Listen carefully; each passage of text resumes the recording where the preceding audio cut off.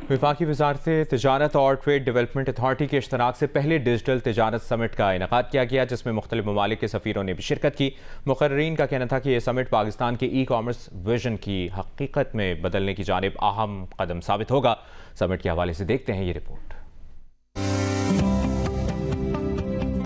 इस्लामाबाद में होने वाली पहली ई कॉमर्स समिट में चीन, अमेरिका और तुर्की समेत दीगर ममालिक के सफ़ीरों और माहिरीन ने शिरकत की।